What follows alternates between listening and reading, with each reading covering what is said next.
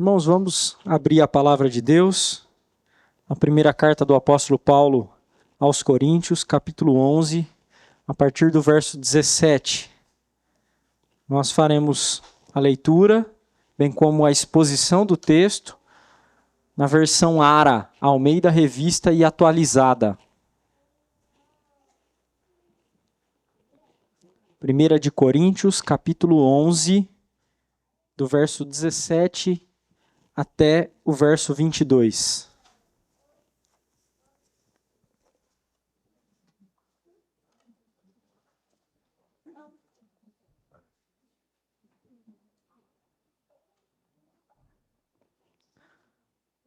Diz assim a palavra do nosso Deus: Nisto, porém, que vos prescrevo, não vos louvo, porquanto vos ajuntais não para melhor, e sim para pior.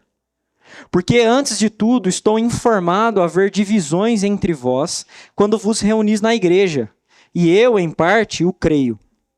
Porque até mesmo importa que haja partidos entre vós, para que também os aprovados se tornem conhecidos em vosso meio. Quando, pois, vos reunis no mesmo lugar, não é a ceia do Senhor que comeis, porque ao comerdes, cada um toma antecipadamente a sua própria ceia, e há quem tenha fome, ao passo que há também quem se embriague. Não tendes porventura casas onde comer e beber? Ou menosprezais a igreja de Deus e envergonhais os que nada têm? Que vos direi? Louvar-vos-ei? Nisto certamente não vos louvo. Até aqui a leitura da palavra de Deus. Vamos orar mais uma vez, irmãos. Ó Senhor, nós estamos diante da Tua palavra, Senhor, e rogamos que o Senhor fale conosco. Nós somos o Teu povo e o Senhor sempre fala conosco. Nós precisamos ser exortados, consolados, encorajados. Precisamos dar ouvidos à Tua palavra, isto é, tornarmos-nos praticantes dela, Senhor. Mas sem o auxílio do Teu Espírito Santo nós não podemos. Por isso, mais do que um anúncio da Tua palavra, Senhor, eloquente, que a Tua palavra penetre os nossos corações. E assim, nós sejamos fiéis. Ó Deus, que o Senhor fale conosco nessa noite, como tem feito.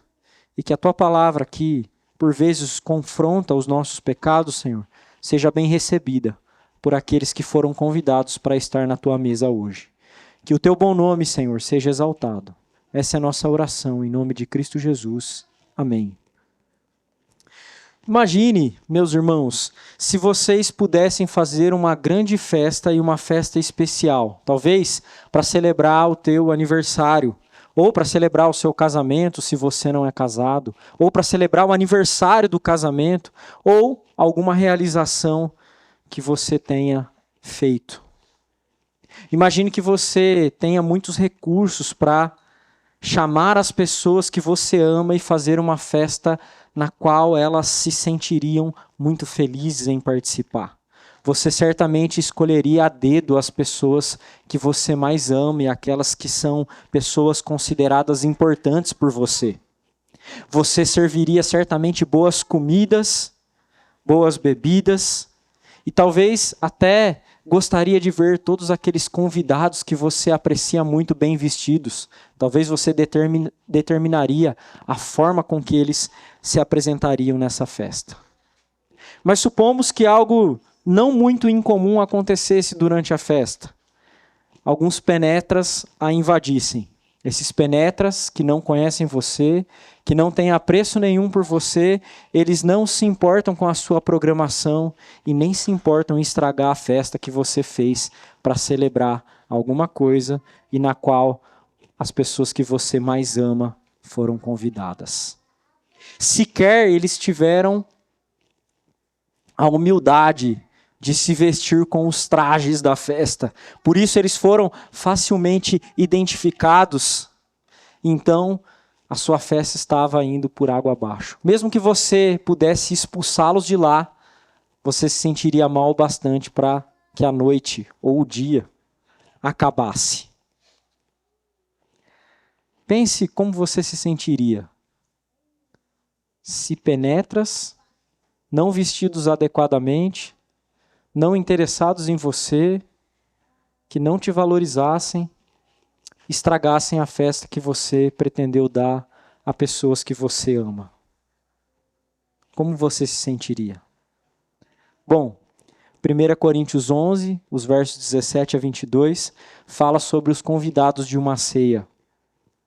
Na verdade, alguns deles certamente são penetras. Outros foram realmente convidados, mas se comportam mal. Porque tem essa ainda. É possível que os próprios convidados se comportem mal. Mas há também os convidados que são importantes e que talvez sejam desrespeitados, tanto na tua festa como os que são desrespeitados aqui no texto que nós lemos. O que você acha que o anfitrião da festa ou da ceia deveria fazer? Irmãos, a carta de Paulo aos Coríntios é conhecida por tratar dos diversos problemas que a igreja de Corinto estava vivendo. E um deles era um problema grave, um problema cultico que envolvia a ceia do Senhor. Os versos de 17 até o verso 34 lidam com a questão relacionada à ceia e são cheios de exortações do apóstolo Paulo. Mas, curiosamente, o capítulo 11 dessa carta, na qual os coríntios são profundamente exortados por causa do seu mau comportamento na ceia, o capítulo começa elogiando. Se você vir o verso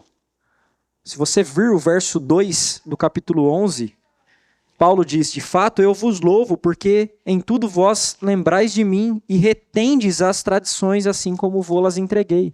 Então Paulo começa elogiando esses irmãos por manterem e por reterem de algum modo a tradição.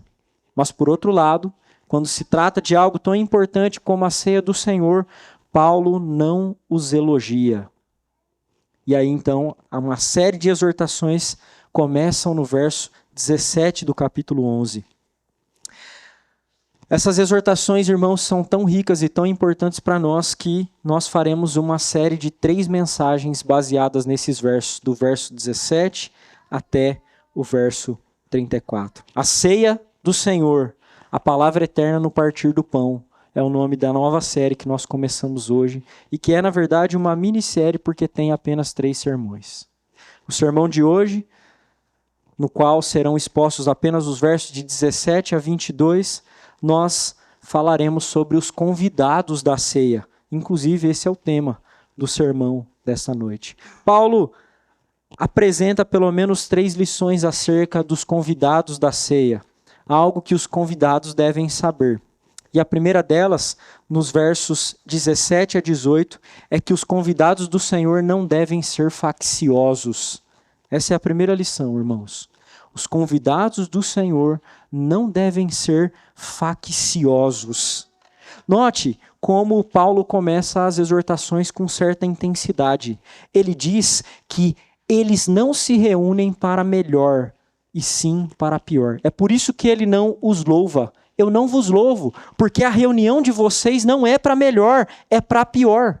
O ajuntamento, irmãos, a qual Paulo se refere aqui no verso 17, é a reunião para o culto na qual a ceia era celebrada. E esse ajuntamento era para pior, não para melhor, diz o apóstolo Paulo. Note quão duras são as palavras do apóstolo Paulo. É como se alguém chegasse aqui hoje e dissesse assim: a reunião cultica de vocês aqui não é para melhor, é para pior. É isso que os coríntios estavam ouvindo. Esses convidados da ceia do Senhor e do culto estavam com um problema sério, irmãos. E essa é a razão pela qual a reunião deles não era para melhor, mas para pior. Eles estavam divididos. A palavra divisão aqui tem o sentido de partido, facção, tem o sentido de cisma. Se ela fosse traduzida literalmente, seria exatamente cisma.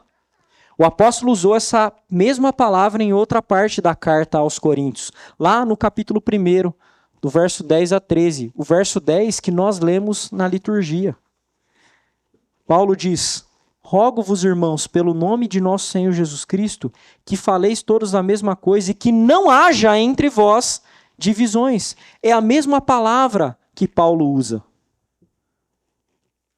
Ele roga pelo nome do Senhor que essa igreja abandone as divisões que havia nela. Nós não temos como saber, por causa da distância dos capítulos, do capítulo 1 até o capítulo 11, se Paulo estava falando exatamente do mesmo problema. O problema lá, no começo do capítulo 1:10, era que uns diziam, eu sou de Paulo, outros de Apolo, outros de Cefas, e tinham aqueles que eram os mais espirituais que diziam que era de Cristo. É possível que Paulo esteja falando de outras divisões. Divisões mais graves até do que essas. Irmãos, considerando o histórico dessa igreja, o apóstolo Paulo diz aí no final do versículo 18, e em parte eu creio. Eu creio que a informação que chegou até mim de que há divisão entre vocês, ela é verdadeira. Não tenho dúvidas de que essa informação é verdadeira. Então Paulo está lamentando profundamente que esses irmãos que foram outrora salvos por causa da mensagem do Evangelho, mensagem pregada pelo próprio Paulo, estavam agora, irmãos, cheios de divisões, indo para a mesa do Senhor, indo para o culto ao Senhor, não para o bem, mas para o mal. A descrição de Paulo pretende mostrar, irmãos, que as coisas na igreja não devem ser desse jeito. Elas não devem ser com pessoas facciosas, porque senão eles não participarão da ceia do Senhor. Eles participarão de alguma ceia que não é a do Senhor. Paulo volta a falar disso depois. Mas a forma como a igreja se comporta determina a natureza da ceia. Isto é, se ela é do Senhor ou não. A unidade, irmãos, não pode ser quebrada de forma alguma. E a razão pela qual a unidade não pode ser quebrada é que Cristo morreu. E Ele não morreu por mim. Ele morreu por nós. De igual modo, este pão, quando é partido, ele não é partido para simbolizar que o corpo de Cristo foi partido por mim, mas que ele foi partido por nós. Inclusive, estas são as palavras da instituição, que o pão foi partido por vós, no plural. É por isso, irmãos, que a ceia não pode ser celebrada individualmente. É por isso que não há modalidade de ceia online, mesmo quando havia uma pandemia. É por isso que eu não posso celebrar a ceia na minha casa. É por isso que eu preciso ter um ministro ordenado, porque os dons estão em atividades. A ceia é comunitária, porque ela é reflexo da obra de Cristo Jesus. A ceia, irmãos, é comunitária, porque ela é o evangelho ilustrado. Cristo morreu por nós. Se nós lermos corretamente os evangelhos, irmãos, e notarmos o que o Senhor Jesus orou em sua oração sacerdotal, lá no capítulo 17 de João, nos versos 20 e 21, o Senhor Jesus diz, não rogo somente por estes, mas também por aqueles que vierem a crer em mim, por intermédio da sua palavra, a fim de que todos sejam um, e como és tu, ó Pai, em mim e eu em ti, também sejam eles em nós, para que o mundo creia que tu me enviaste. Note, irmãos, que a unidade da igreja é um símbolo, um sinal de que Cristo foi enviado pelo Pai. É por isso que quando nós celebramos a ceia, nós fazemos tanto em memória dele e anunciamos a vinda dele. E anunciamos o nome dele, e anunciamos a obra dele. Porque a ceia é uma cerimônia comunitária que exibe os resultados da obra de Cristo. Não trata-se apenas da salvação individualmente, mas da salvação do povo de Deus. O povo é convidado para vir à mesa do rei. Não um indivíduo é convidado. Mas se o povo vive dividido, irmãos, então a mesa estaria dividida. Mas a mesa de Cristo jamais está dividida. Então, quando o povo está dividido e vem à mesa, esta não é a mesa do rei. Talvez a mesa de um falso rei. Quando uma igreja celebra a ceia dessa forma, no fim das contas, ela não está celebrando a ceia, ela está celebrando um ritual vazio. Porque essa não pode ser a ceia do Senhor. É por isso que nós devemos ser atentos, irmãos, em não comprometer a unidade da igreja por causa do espírito faccioso. Nós precisamos, irmãos, levar a vida comunitária muito a séria. Lembre-se que na liturgia, o texto de 1 Coríntios, nos é ordenado que nós tenhamos a mesma mentalidade. Como disse, isso não significa que nós devemos ter a mesma opinião em tudo. A questão não é pensar igual em tudo, irmãos. Uns podem gostar de massa, outros podem gostar de arroz e feijão apenas. Uns podem gostar de refrigerante, outros podem não gostar. Nós temos gostos diferentes e pensamos diferentes acerca de outras coisas, mas nas questões fundamentais nós temos unidade de pensamento. E nas questões secundárias, o nosso raciocínio lógico não pode suplantar a unidade da igreja. Nós não podemos considerar os assuntos secundários como se fossem primários. E isso é algo que os facciosos às vezes fazem. Às vezes, irmãos, pessoas facciosas têm razão nos argumentos que elas apresentam. Elas estão certas doutrinariamente. Estão certas na sua apresentação de como a igreja deveria funcionar. A questão é que às vezes elas amam mais a opinião delas mesmas do que aquilo que Cristo fez, que é conquistar a unidade da igreja. Os facciosos criam divisões na igreja por questões secundárias ao evangelho. São partidários, dividem a igreja. Eles se acham donos da razão e se acham melhores do que os outros. Lembremos mais uma vez daquele grupo citado pelo apóstolo Paulo lá em 1 Coríntios, no capítulo 1. Uns diziam que era de Paulo, outros de Apolo, outros de Cefas e outros diziam que era de Cristo. E os estudiosos estão certos de que o pior grupo era aquele que dizia que eram os de Cristo. Ora, esses diziam que eram só de Cristo e, portanto, mais espirituais, logo não se submetiam a ninguém, não se submetiam à igreja, porque valorizavam mais o seu pensamento individual do que a estrutura na qual o próprio Deus havia os inserido.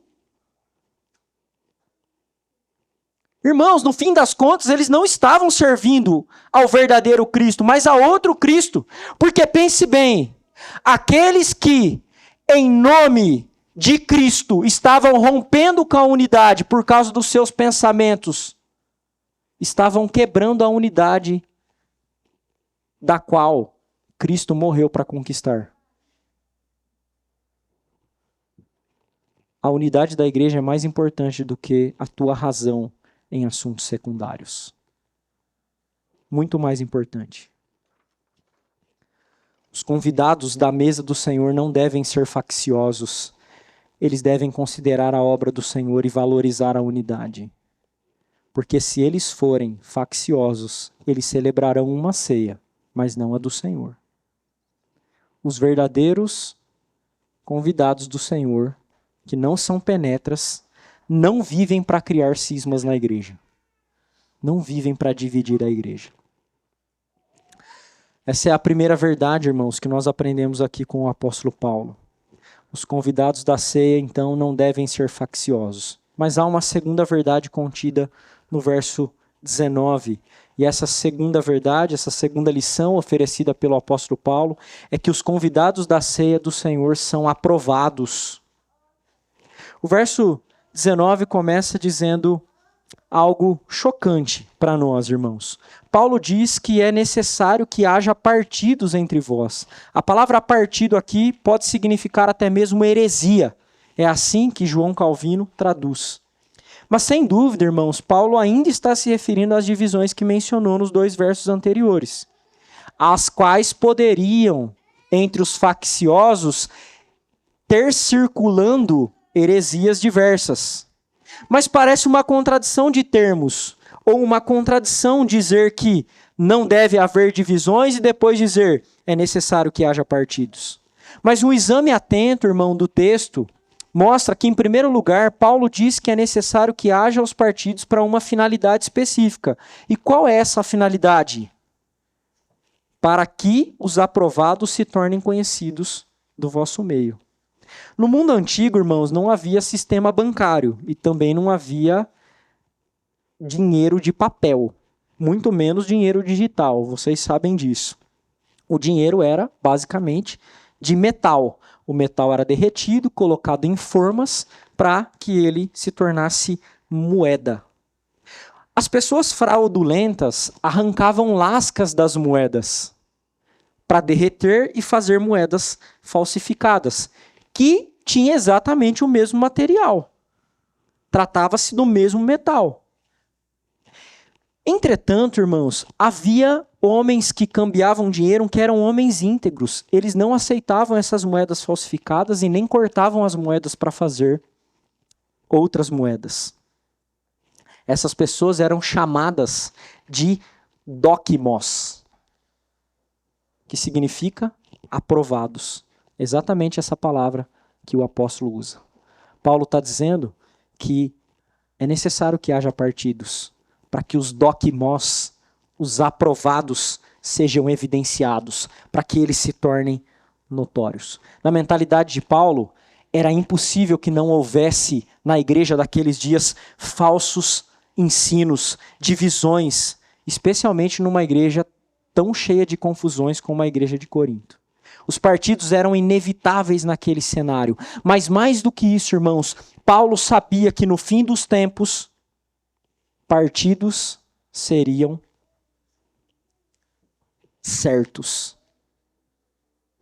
Não haveria como se esquivar deles. Eles aconteceriam. Isso não significa que os partidos na igreja são inevitáveis, irmãos. Mas significa que eles são esperados no fim dos tempos.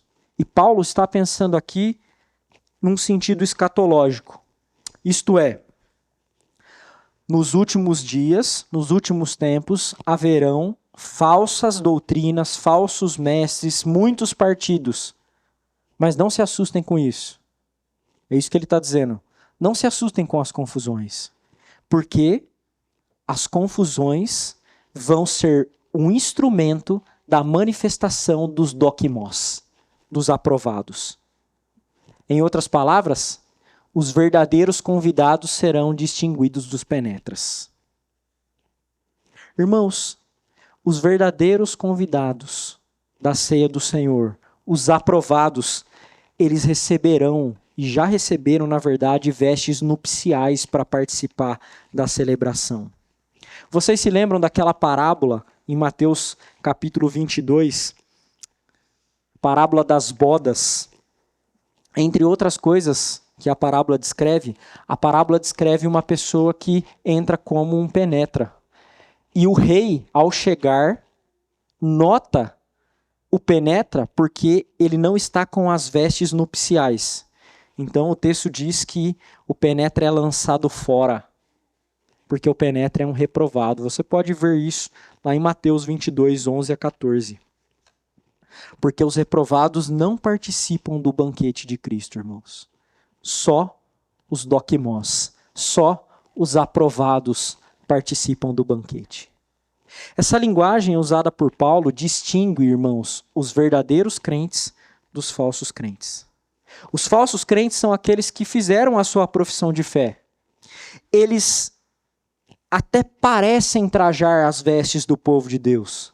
E, curiosamente, eles participam da ceia. Eles participam do pão e do vinho. Eles participam destes símbolos. Mas eles não participam do verdadeiro significado deles. Os crentes, os verdadeiros, os aprovados, por outro lado, participam tanto dos símbolos, o pão e o vinho, como também participam do significado. Eles recebem uma graça real ao participar dessa mesa, mas os reprovados não. Os reprovados sentem o gosto do pão e do vinho em sua boca, mas eles não são fartos na alma pela graça comunicada. Os reprovados enchem o estômago, ou pelo menos o pão e o vinho caem no estômago, mas não caem na alma. Irmãos, eles acham que participam da ceia, mas eles só participam do ritual. Eles não participam da mesa de Cristo. Para aqueles que são falsos crentes, não são os aprovados, que não estão vestidos com as vestes da justiça de Cristo, só sobra o pão e o vinho. Mas para aqueles que são aprovados, que são os verdadeiros crentes, os purificados por Deus, os graciosamente vestidos com as vestes da justiça de Cristo, esses recebem espiritualmente uma graça real em sua alma. Não é uma graça nova, irmãos, a cada ceia, mas é a mesma graça recebida em cada ocasião que nós participamos dessa mesa. Você não recebe percebendo e sentindo diretamente os efeitos na sua alma, mas você recebe pela fé em verdade os efeitos dessa mesa, porque é o próprio Cristo que é o seu anfitrião, o próprio Cristo que dá de si mesmo a você e a todos aqueles que são os aprovados dele. Os não aprovados participam só do símbolo, não do significado, mas os aprovados participam de ambos, tanto do símbolo quanto do significado. Nós aprendemos, irmãos, até agora que essa mesa não é uma mesa para os facciosos, para aqueles que vivem para fazer dissensão, para aqueles que são maledicentes e gostam de minar a autoridade na igreja ou minar a verdade. Aprendemos também que essa mesa é uma mesa para os aprovados. E os aprovados aqui não são aqueles que são bons, mas são aqueles que são vestidos com a justiça de Cristo. São aqueles que são os verdadeiros crentes que passam entre os partidos que existem na igreja, passam entre as divisões, passam entre as heresias e são preservados do erro. Agora, nos versos 20 a 22, o apóstolo Paulo oferece então mais uma lição sobre os convidados.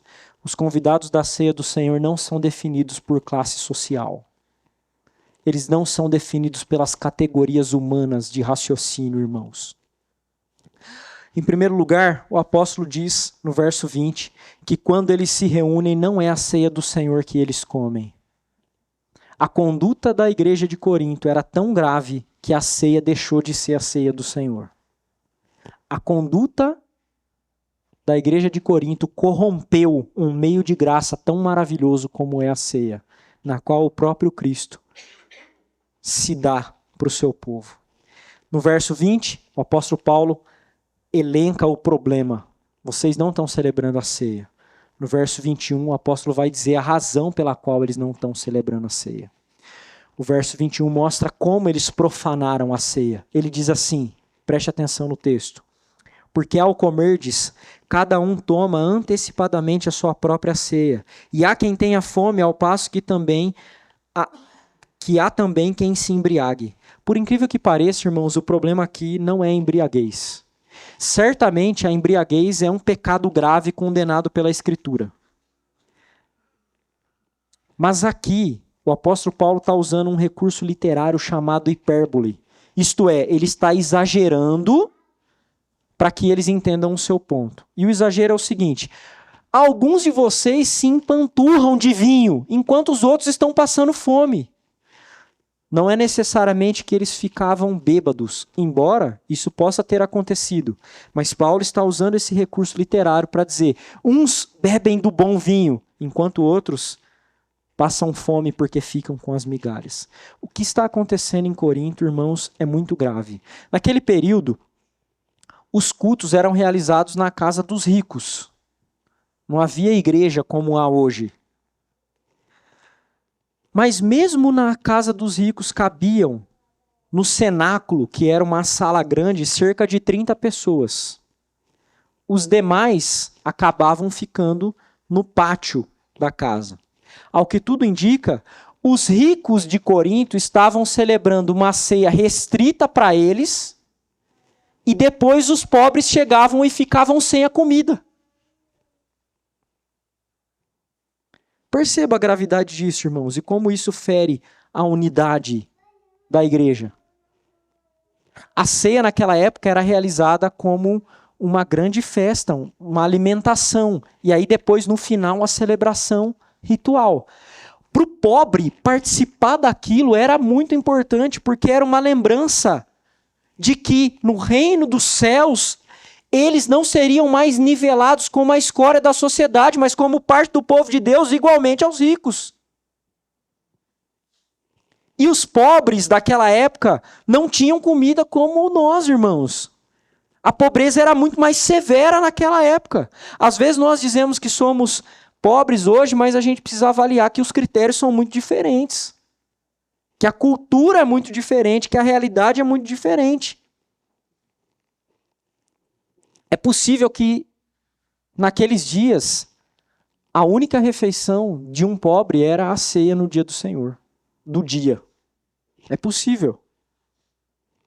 Então, pare para pensar um pouco em como isso impactava o coração dos mais pobres.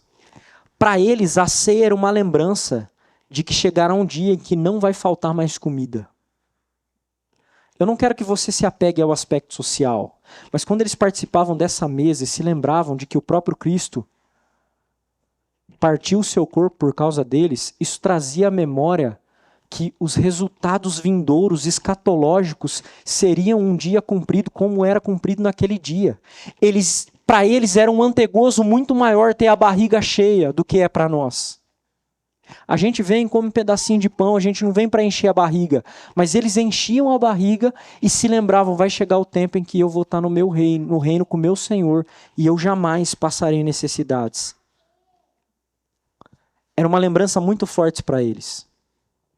Além disso, era uma lembrança forte de que não há diferença na igreja.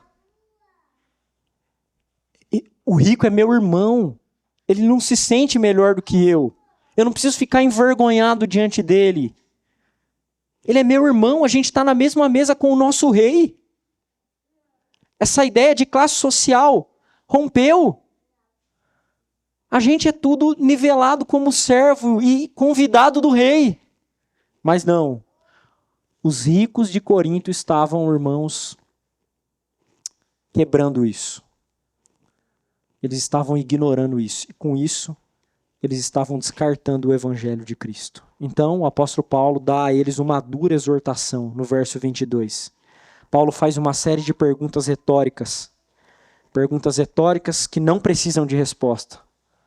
Vocês não precisam responder, eu já sei a resposta. E Paulo diz, vocês não têm casa aonde comer e beber? Ele segue, vocês menosprezam a igreja de Deus e envergonham aqueles que nada têm? O que vos direi? Louvar-vos-ei? Nisto certamente não vos louvo, disse o apóstolo Paulo.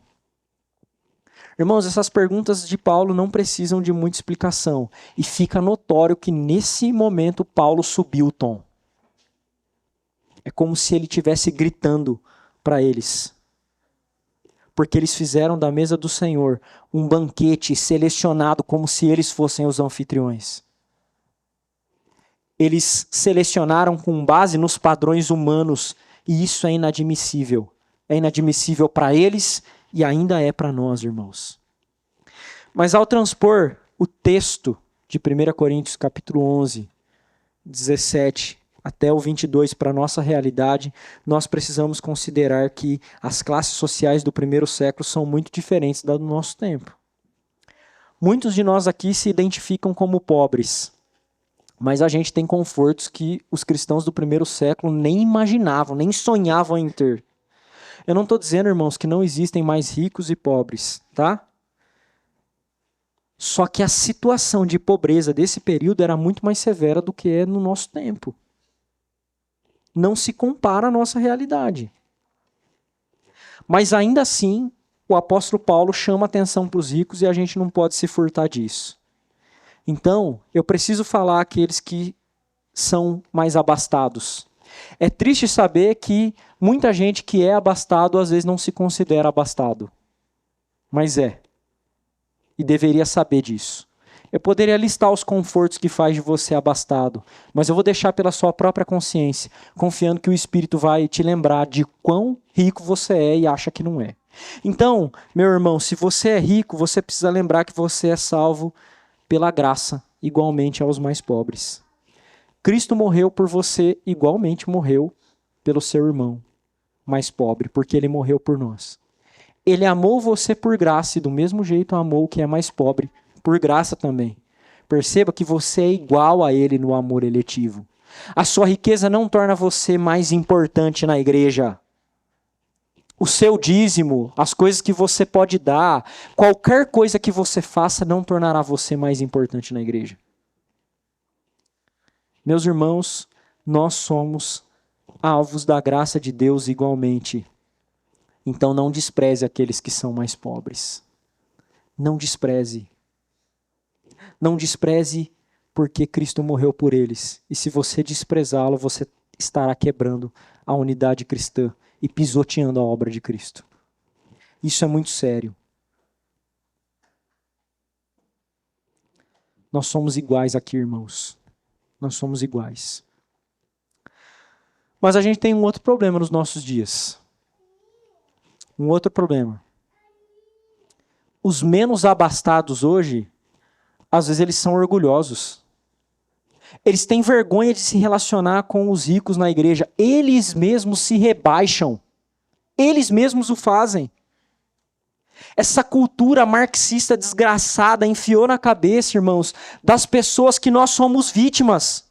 E alguns carregam esse pressuposto, inclusive, para a igreja. Irmãos, essa mesa aqui não é a mesa dos ricos, mas também não é a mesa dos pobres. Essa mesa aqui, irmãos, não é a mesa dos intelectuais, mas também não é a mesa dos iletrados. Ela não é a mesa dos negros, mas também não é a mesa dos brancos. Ela é a mesa do povo de Deus, irmãos. Ela é a mesa de todo aquele que era um miserável pecador e que foi salvo pela graça de Cristo Jesus, que é o nosso único Redentor e que morreu pelo seu povo. Essa é a mesa dele, que ele dá aos seus súditos. E aqui não tem juiz, não tem lixeiro, não tem pastor, não tem quem seja. Essa é a mesa do povo de Deus. Ninguém é mais do que ninguém. Por isso, se você é pobre, se relacione com as pessoas da igreja, não seja orgulhoso. Dê a oportunidade do rico e comer pão com ovo na sua casa, porque ele é igual a você. E talvez ele te leve na casa dele para você comer picanha. E tudo bem, irmãos. E tudo bem. Porque a nossa vida fora do ambiente cultico é reflexo daquilo que Cristo fez. E nós estamos aqui hoje para simbolizar essa unidade. Esse pão e esse vinho é para aqueles que servem o Senhor Jesus Cristo e que são convidados por graça. Você não comprou esse ingresso. Você ganhou esse ingresso para participar da mesa dele. Tenha você o dinheiro que for, ou seja você o pobre quanto for, vocês foram igualmente agraciados com esse ingresso. Esse ingresso selado com o sangue do Cordeiro. Essa mesa, irmãos, é uma mesa para convidados que foram agraciados, não para quem comprou. E nisso nós todos somos iguais. É por isso, irmãos, que a gente não traz nada. É por isso que a gente não traz nada. A gente vem para comer e para beber, para simbolizar que ele fez tudo. Ele que partiu o pão e a gente é nutrido dele. Então lembre-se que você não é convidado pelo rei por causa da sua riqueza e nem por causa da sua pobreza. Você é convidado pelo rei porque você é agraciado por ele, porque o rei é gracioso. Portanto, você deve se lembrar de abandonar o espírito faccioso. Você deve se esquivar das heresias e das divisões para ser aprovado. E você não deve determinar a participação no povo de Deus, bem como nessa mesa, com base nas classes sociais. Porque o critério para participar dessa mesa é só a graça do rei. Então, irmãos, cabe a nós estimarmos a comunhão cristã, que é efeito da obra do Redentor, e aproveitarmos o deleite que é participar dessa mesa. Eu sei que pode haver penetras nessa mesa. Mas, de novo, nós somos ensinados de que eles só participam do pão e do vinho. Essa mesa, irmãos, ela é um memorial, mas não apenas um memorial. Aqueles que são convidados a participar dessa mesa e são marcados com a graça do rei, eles participam tanto do símbolo quanto do que é simbolizado. Mas os penetras, eles até podem comer do pão e do vinho, e beber do vinho. Mas eles não vão chegar perto do rei. Não vão. E sabe de uma coisa, irmãos? Uma coisa maravilhosa. Essa mesa é um antegozo da ceia que a gente vai celebrar com Ele. A gente vai comer fisicamente com Ele hoje, a gente participa de um pedacinho do pão e do vinho, que são símbolos de uma graça que Ele já comunica para nós. Mas é um antegozo do dia em que a gente vai estar numa grande mesa junto com Ele. E naquele dia os penetras não vão conseguir entrar. Não vai ter jeito. Eles vão estar muito distantes, irmãos. Então, se você é um faccioso, um reprovado, e acha que essa mesa pode ser comprado, ainda dá tempo de você se arrepender e participar dela. Ainda dá tempo de você entender que você é um quebrado, que é convidado para estar na mesa do rei, por graça, e não porque você pode dar algo para ele. Então se arrependa. Se arrependa e clame a ele, porque esse rei é tão gracioso que ele pode mudar o seu coração. Vamos orar. Ó Senhor, nós te bendizemos, porque o Senhor é bom, é justo, é santo. Os teus critérios não são os nossos, Senhor. Ó Senhor, nos ajuda a desfrutar dessa mesa com alegria e tristeza apropriadas. Ajuda-nos, Senhor, a participarmos não só dos símbolos, mas do que eles significam. Ó Senhor, nós te louvamos, porque sabemos que o Senhor está aqui. Porque o Senhor disse que estaria conosco. E sabemos que hoje em especial o Senhor há de comunicar graça. E aqueles que pela fé recebem o pão e vinho, recebem também uma nutrição espiritual e mística, misteriosa. Nós te louvamos por tão grande graça, Senhor. E rogamos que o Senhor perdoe os nossos pecados. E nos ajude a participar dessa mesa, Senhor, com dignidade. Não com dignidade própria, mas com a dignidade de Cristo. Essa é a nossa oração. Em nome de Jesus.